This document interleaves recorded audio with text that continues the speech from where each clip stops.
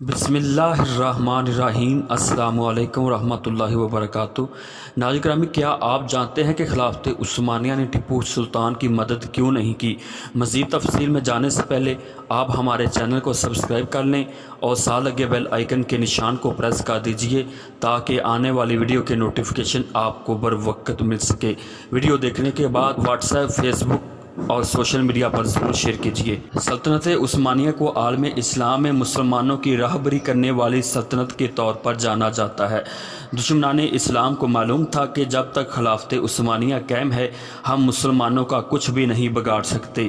اسی طرح برصغیر پاک و ہند میں مغلیہ سلطنت تھی جو کہ برصغیر کے نمائندہ سلطنت تھی، لیکن یہ سلطنت صرف برصغیر کے رہنے والے مسلمانوں کی نمائندگی کرتی تھی۔ مغلیہ اور سلطنت عثمانیہ ایک دوسرے سے کافی دور تھیں۔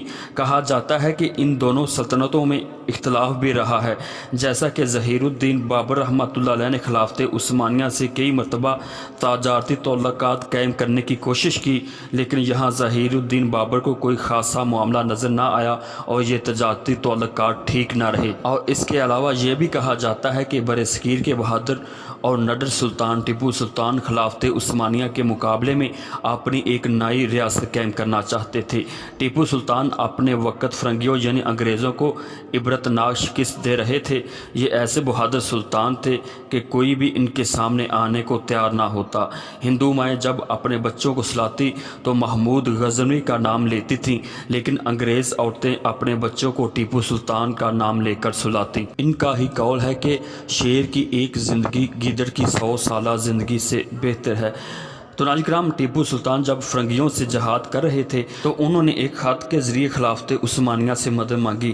اس خط کے جواب میں عثمانی سربراہان نے یہ لکھ بھیجا کہ ہم خود یورپ سے لڑ رہے ہیں، ہم جنگوں کی حالت میں ہیں، ہمیں خود مدد کی ضرورت ہے، لہٰذا ہم تمہاری مدد نہیں کر سکتے۔ اس طرح عثمانیوں کی طرف سے ٹیپو سلطان کے لیے کوئی مدد نہ آئی۔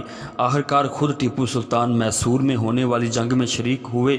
پھر لڑتے لڑتے وہ وقت آیا جب غدار ہندوستان میر جعفر نے میسور کے قلعے کا دروازہ کھول دیا اور قلعے کے اندر جنگ چھڑ گئی اور ٹیپو سلطان بہادری کے ساتھ مقابلہ کرتے ہوئے بالآخر شہید ہو گئے۔